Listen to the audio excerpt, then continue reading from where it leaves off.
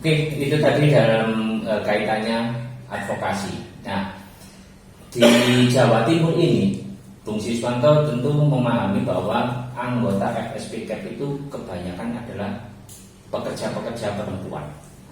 Kaitannya dengan perlindungan pekerja perempuan seperti perlindungan terhadap pelecehan maupun tindak kekerasan, karena mereka itu sangat rentan haknya dilanggar.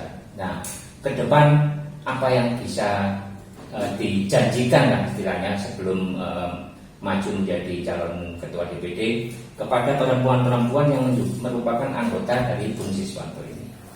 Jadi begini, ya, kalau kita berbicara soal perempuan, tentu perempuan ini kan sangat sensitif. Betul sekali. Baik dari perkataan maupun dari perasaan kalau perempuan.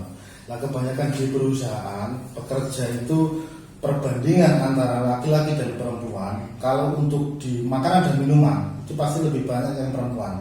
Kecuali kalau di Minerba itu kebanyakan laki-laki, mayoritas laki-laki. Dan perbandingan di perusahaan makanan dan minuman, sepengetahuan saya perbandingannya itu 1:3.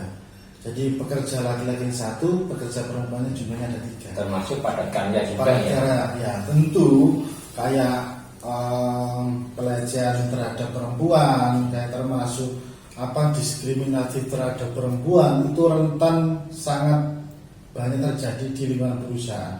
Dan ke depan seperti yang sudah berjalan pelatihan pengurusan tentang perempuan, baik maternitas, baik itu tempat untuk laktasi di perusahaan, kira-kira itu lebih diupayakan untuk diadakan di sebuah perusahaan ketika pekerjanya itu mayoritas perempuan. Dan hari ini tentu tidak semua perusahaan menyediakan tempat-tempat untuk laktasi dan perlindungan terkait dengan perempuan. Dan kedepannya komposisi di dalam kepengurusan itu juga paling tidak itu ada minimal 30% lah keterwakilan perempuan untuk masuk di dalam jajaran kepengurusan agar bagaimana caranya suara-suara atau aspirasi dari pekerja perempuan itu dapat terakomodir di bidang perempuan yang tentu akan nanti diisi oleh perempuan-perempuan atau kader-kader hebat FSPCAP seperti itu. Berarti ada porsi tersendiri untuk perempuan ini aktif di organisasi begitu ya. Selain itu juga meningkatkan pelatihan-pelatihan agar memberikan pemahaman kepada perempuan bahwa ada hak yang dilanggar. Ya.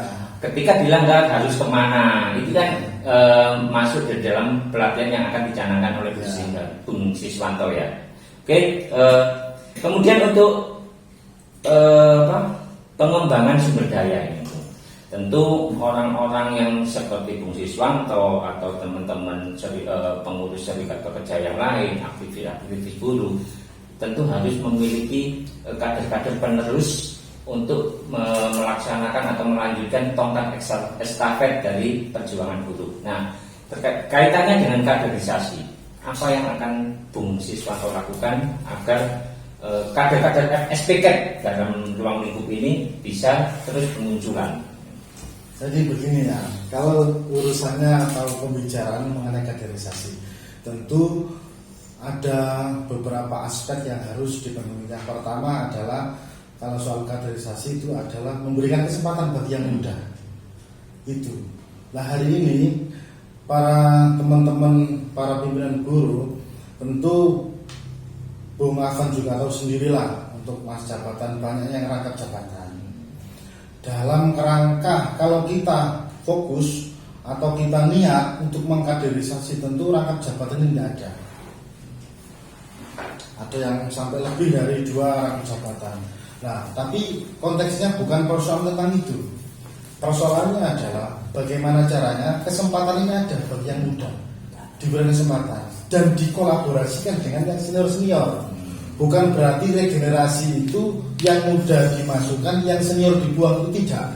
Karena pengalaman tetap ada di pada senior ya. Iya, jadi harus dikolaborasikan antara yang muda dengan yang senior. Yang muda ini kaum perubahan, yang senior ini kaum untuk menasihati, pertimbangan. Ketika darah muda ini berapi-api, lalu kemudian kebijakan yang ada yang mengingatkan ya, tanpa pertimbangan dari yang senior, itu juga sangat tidak baik.